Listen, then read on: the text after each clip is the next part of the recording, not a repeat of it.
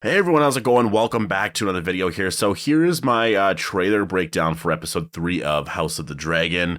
This episode here, it looks like they jump forward in time quite a bit here. And we also got some of our first battle scenes, which is actually kind of cool because, I mean, it took quite a bit, I think, for Game of Thrones to actually start to get into that, where we started to see a lot more stuff. And already, like 3 episodes in, we're getting our first battle scene here, right? So that's pretty cool. But anyways, if you want more House of the Dragons content like this, then make sure to be a subscriber. Now, like I said, it does seem like we're going to be jumping forward in time quite a bit because we do actually see a shot here of Viserys with his son Aegon.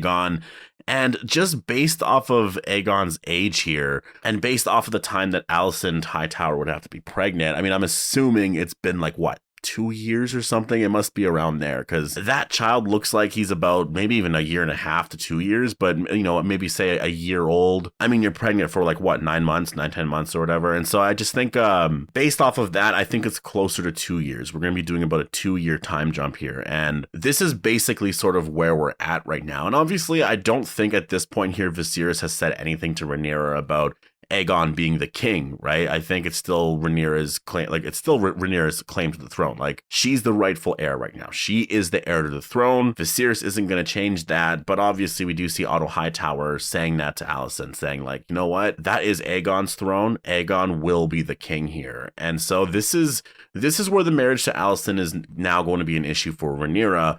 This is essentially, I mean, we're seeing the origins of the Dance of the Dragons right here, right? Like this is the foundation for the entire show. These 2 episodes set that up so perfectly, and now we're going to start to see a lot more of the conflict here in episode 3.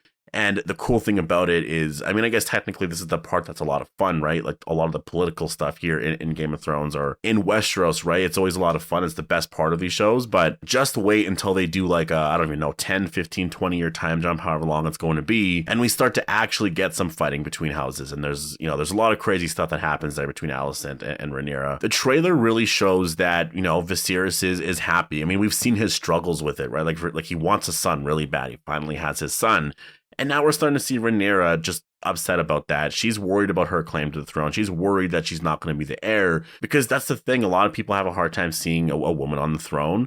And so this is going to be a big issue here, right? Like this is going to be such a huge issue for many. And I think Rhaenyra is a little worried about that because she knows that people are going to want Aegon as the king because, I mean, first of all, the name, like he's literally named Aegon. Like that's such a badass name, but there is this growing rift here a bit between Rhaenyra and her father. And it's hard to see where this is going to go in episode 3 because there's a lot of places they can go. I mean, it seems like it's, you know, a lot of the family drama there. It looks like this is really focused more on Rhaenyra's reaction to everything and how she's dealing with everything. There's also the big storyline, which I'm sort of predicting as of now is going to be really the main focus for episode 3, and that is obviously the battle between Craghas Drahar, or I guess aka Craghas Crabfeeder, and Corlys and Daemon. I think this is going to be the huge fight here, because like I said before, it does seem like we're going to be getting our first battle here. There's a lot of action shots here.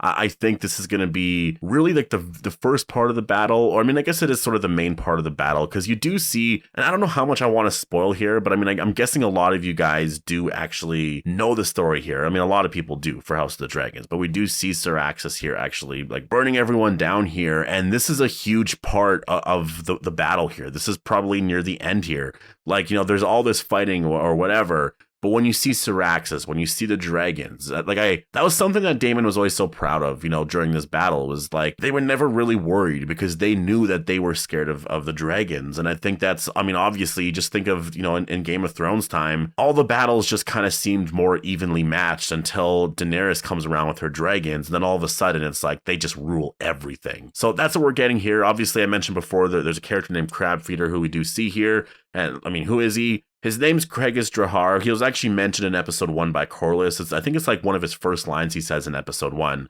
But he's this Admiral Prince of the Triarchy, and basically he has a lot of support from the free cities, right? Like, and it's a growing support as well. And so if you have this growing support from the free cities, or I guess independent cities, you know, that's eventually going to be a problem here. And that's sort of what Corlys has been saying over the last 2 episodes here. I mean, literally, that was his first thing he mentioned in episode 1. That was his big thing that he was talking about in episode 2.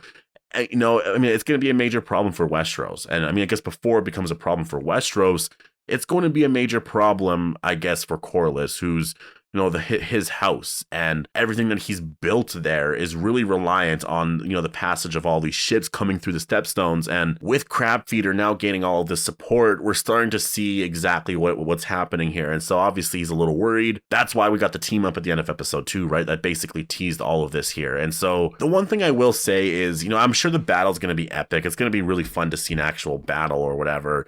But this battle's kind of coming out of nowhere, so the stakes aren't going to be too high. It's not going to be, just like what the battles were in Game of Thrones in season 5, 6, 7, and 8 and whatnot. It's not going to be anything like that. But this is really all done because they're going to be focusing quite a bit on, forming that relationship between Daemon and Corlys. They are going to be doing time jumps throughout this season. It's hard to say if they're going to follow the exact same timeline, like, 3 years or 5 years later, if this whole war or this whole problem is going to last that long. But based off of some of the time jumps that they're doing here, they're really going to try and focus on that story with Daemon and then the eventual marrying of Corlys' daughter, right? Like, that's going to happen here at some point this season, but not in episode 3. Like, I don't think it's going to happen in episode 3 unless they do a big time jump at the end, but I don't see that being the case.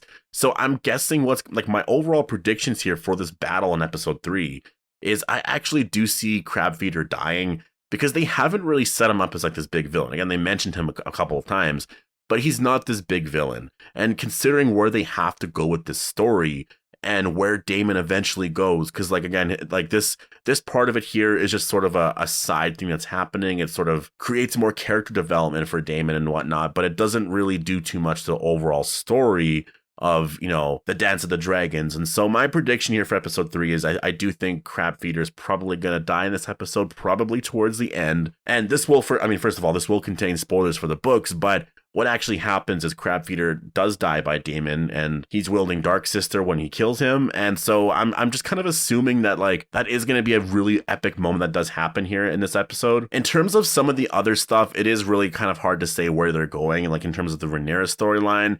But they are sort of advancing, a lot of that. I just think the main focus for episode 3 is probably going to be, on the war for the Stepstones. I think that's going to be the main focus here for episode 3. And I can't wait. Honestly, I think it's going to be really cool. Daemon is an awesome character. I think he's my favorite character right now on the show. It's going to be a lot of fun to see what's actually happening here and sort of the growing rifts here between both houses, right? Our House Hightower and House Targaryen, which I guess technically now are sort of the same. They're united, right? And so it's going to be a lot of fun. There's going to be a lot of really cool stuff that's going to happen here. And I'm just thinking of the story ahead, just like the eventual marriage of Rhaenyra and Daemon and just what that's going to do to other characters and then all the allies that come from that. And like, man, I've been seeing this reaction online, but like House of the Dragon somehow redeemed Game of Thrones. Somehow. Like, I didn't know it would be that easy. But really, it was just sort of doing something that mattered a lot, going back to the same type of storytelling. And they did it. They did such a great job with this show. We're only 2 episodes in, so maybe we're all overreacting, but I don't think so. You can just tell. Like, you can just see. This show's legit. This show is really great. I'm having so much fun. But yeah, anyways, definitely post your thoughts down below on episode 3, your predictions and whatnot for the episode. Hope you guys all enjoyed the video, and I'll see you guys in the next one.